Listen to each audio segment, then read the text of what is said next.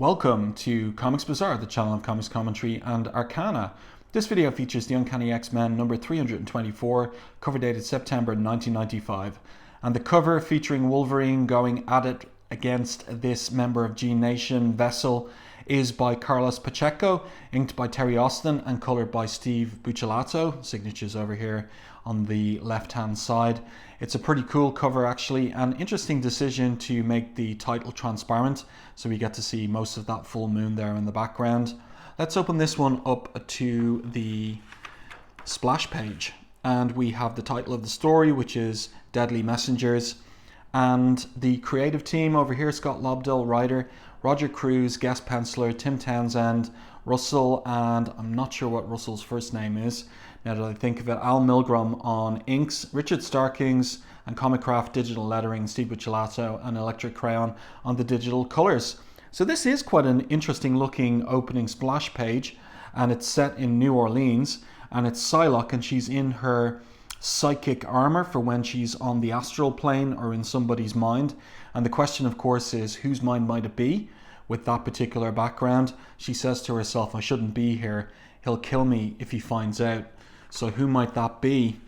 Another interesting anchor image here by Cruz. And it turns out that the mind that she's in is Gambit's.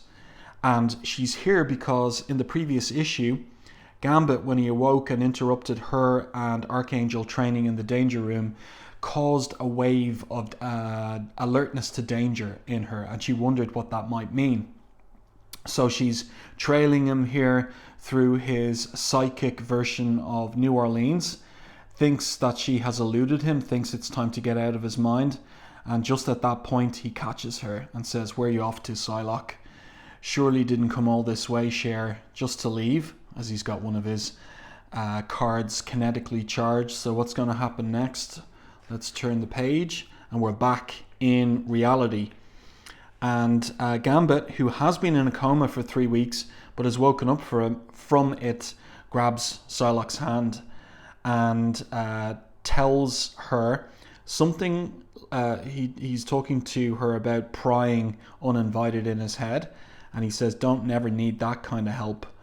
So she tells him, "Rest, we'll talk when you're better." And he looks pretty adamant here. "Yeah, Elizabeth, we will." And a little bit dangerous. So Lobdell going back to the X-Trader plot and kind of seeding the idea in readers' minds that maybe Gambit, after all, could well be the X-Trader. What was it that Rogue saw in his psyche when they kissed in the Israeli desert before the Age of Apocalypse? She thinks to herself, Psylocke, perhaps I'm the one being paranoid. Gambit's gone through quite enough lately. The kiss with Rogue that put him in a coma, their current estrangement, because Rogue's on a road trip with Iceman. It's totally understandable that his thoughts might be reading a bit conflicted. So the scene switches then to New York City and to the standoff between these two members of G Nation from the end of the previous issue, Vessel and Sack, and the X-Men who were there in the city: Storm, Cannonball, Wolverine, and Detective Charlotte Jones of the NYPD. So we're going to have a bit of a fight here, but this is, just to pause for a second and comment on the art, this is pretty good by Roger Cruz, and also very much he is aping very, very clearly here Joe Madureira, even more clearly than he did in X-Men Alpha or X-Men Omega as well, those bookend parts of the Age of Apocalypse. So he's really got his Madureira out in front of him and imitating, and in some cases swiping. I'll point out one particular swipe a little later in the issue. So we have that standoff there between all these different characters. Sack here attacks Charlotte Jones. She's what do I want to say? Like, she blasts away at him with her sidearm, and then he's able to absorb the bullets and reintegrate his body. And as he says there, impressive, no? So then he grabs her, and he only needs to make a skin-to-skin contact. And what he's going to do is, he says here, my primary mutation allows me to apply my body over a human host.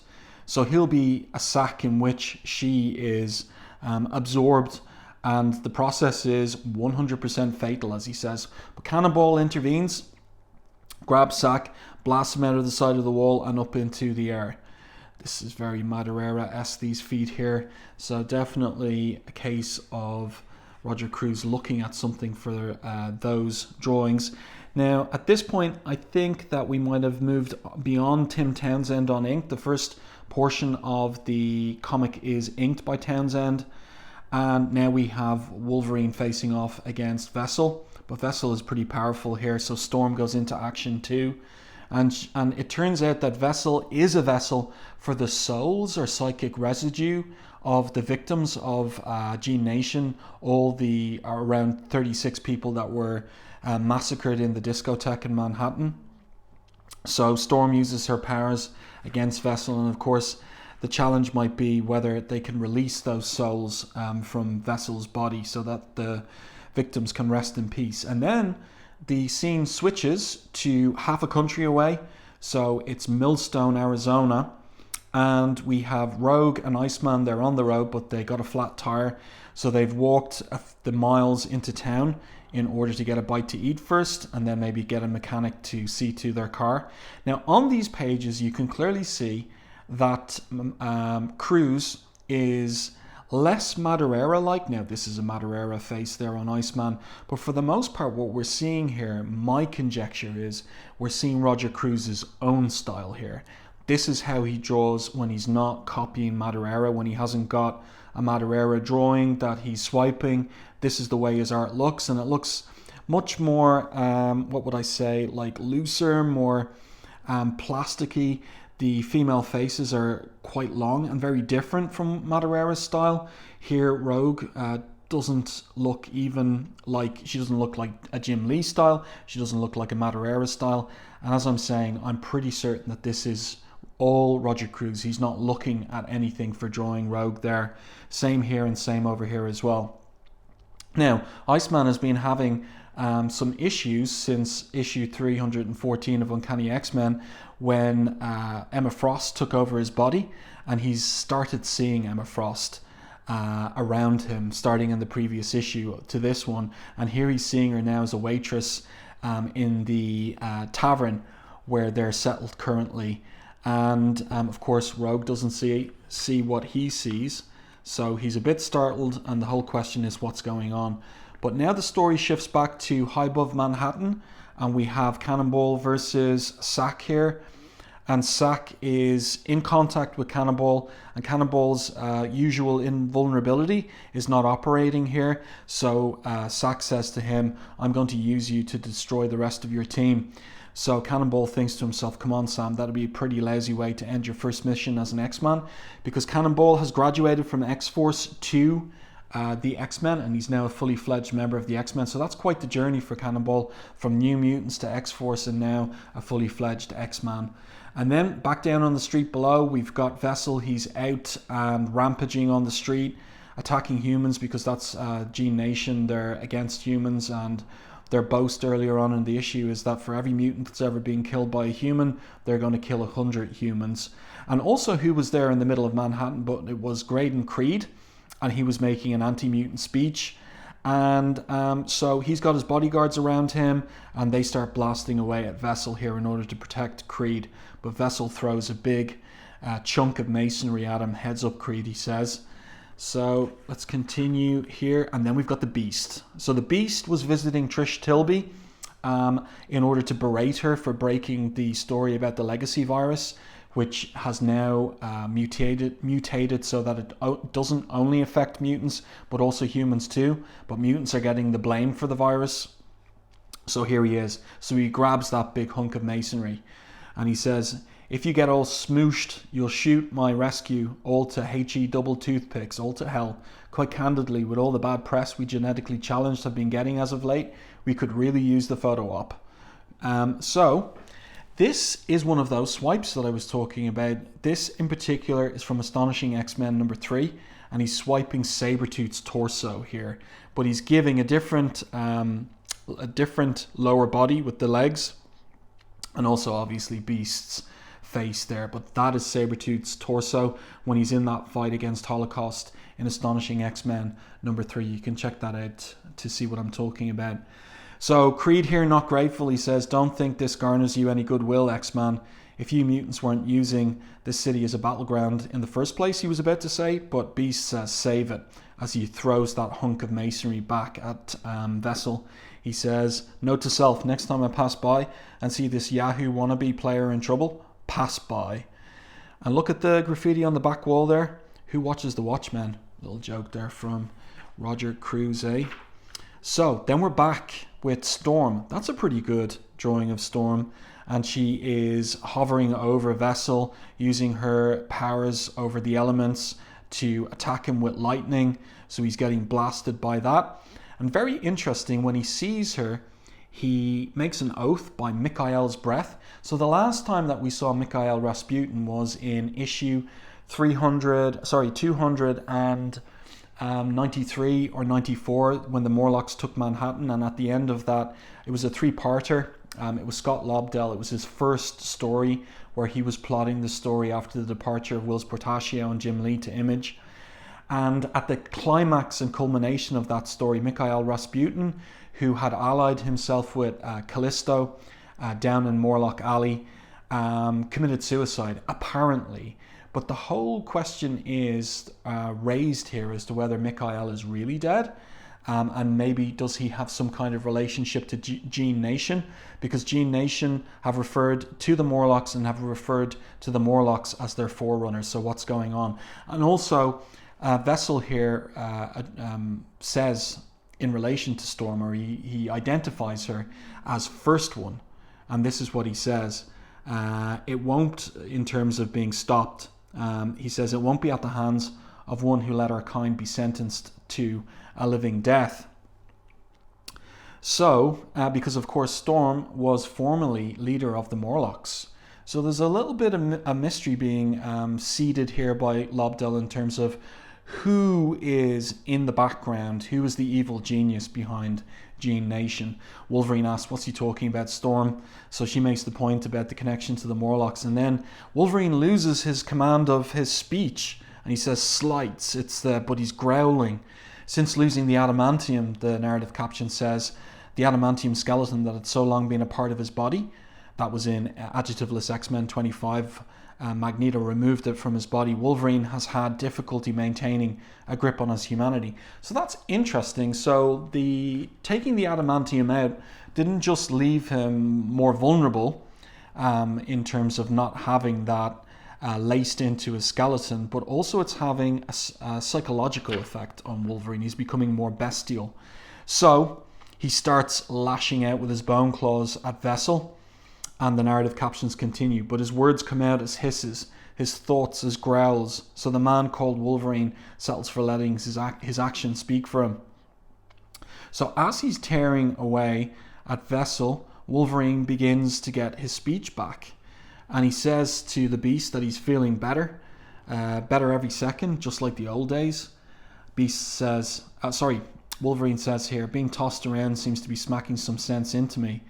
And that's interesting too, in terms of implying that when Wolverine is, when he acts like a beast, when he gets knocked around, maybe there's some kind of purge of that bestial urge, and then he gets his reason back. So the Beast says earlier, you were trying to elucidate and educate, and so Wolverine says, about the lights, the ones that are inside of him. Every blast and hack and puncture, he's losing the very part of him that keeps him ticking. He says the bottom line is, we destroy this vessel, and I'm betting that'll release what's left of the souls trapped inside of him. So now at this point, I'm pretty certain that Al Milgram comes on board with the inks. I see some of the marks on this particular page as distinctive and indicative of Al Milgram's inking style. So we've had Russell there after Tim Townsend, and now we're getting Al Milgram to the end of the issue. So we pick up once again with Cannonball and Sack. Cannonball's got an idea. He's going to kamikaze-like slam into the side of one of these Manhattan buildings, and the impact, we're told, shatters every window in a 5-block radius. Hardly anything compared to the lightning bolt Storm pulls out of the cloudless sky. If she shouts anything, it is lost to the cacophony which punctuates this battle. So she's lashing Vessel with the lightning blasts, This is a pretty speedy read across these couple of pages, and they look pretty well, although like the action is happening at night, but the coloring is very dark. So the computer coloring is very dark on these pages, and I'm not sure if Buccellato would have been better maybe lightening it a little bit for ease of legibility. So now we get the climax, the climax of the story, where all the lightning strikes at Vessel have had an effect, and the psychic residue or souls of the murder victims escape from his body, and they fly back to the morgue and into the cadavers in the morgue. So they don't come back to life or anything like that, but now the point is that these victims may at last rest in peace. Now we pick up with Cannonball, and he sees the remains of Sack slipping down. They're animated and slipping down beneath the sidewalk. So he has an idea, maybe if he tears up enough of the street, he can still catch those bits of Sack, but no. Wolverine says, forget it, cornball. The police are here. We'll meet back at the mansion. So Cannonball carries Beast out of there. Storm flies away too, and Wolverine must make his own way incognito back to the mansion. Again here, I'm pretty certain that Cruz is looking at a particular image of Beast for this. It looks swiped to me. And also, it doesn't quite work what he's trying to convey here, that Sam is lifting Beast, because Beast seems quite tensed rather than being carried. He's not relaxed for being carried. So that doesn't quite 100% work. And here we are back at Millstone, Arizona for the end of the issue. And again, it's very clear to me. Just look at the art on this page. Look at the way that the faces are drawn in particular. These kind of long faces with the big foreheads. This is Roger Cruz's own style. He's not looking at anyone else for this. This is him drawing out of his own head here. And there's a little bit of a mystery. So Rogue and Iceman are ready to go. And she's paying the bill for the food. And she says to the waitress, she says, oh, and give my regards to Grey Crow, which takes the waitress by surprise. She asks, what did you say? And Rogue says, I said, give my regards to Grey Crow. Why? It's just that he hasn't worked here in almost 6 years. How do you know him? And Rogue doesn't know. I don't know. And again, it goes back to that kiss between the two, between Rogue and Gambit in the Israeli desert. So this woman here, she has a name, Claire DeLuc. And we're told that she's seen a lot of strange things. Sometimes it's the customers, just as often it's the employees. Never was it so odd as the time when it was just she, the Indian, that must be Grey Crow, and the Cajun. And look who it is, it's Gambit at the side of the picture. So we're being teased more about Gambit's mysterious past and maybe what Rogue saw in his psyche when they kissed in the desert. Outside, we have Bobby on the phone. He's ringing Massachusetts. He wants to get on the phone to Emma Frost, and she just won't pick up because he wants to know whether she's really there, whether she's telepathically projecting herself, or whether he's going nuts. And at Xavier's School for Gifted Youngsters in Massachusetts, where Generation X are trained, there's Emma Frost, formerly the White Queen of the Hellfire Club, currently headmistress to a new generation of potential X-Men. And she says, sorry, Robert Drake, no one is here right now to take your call.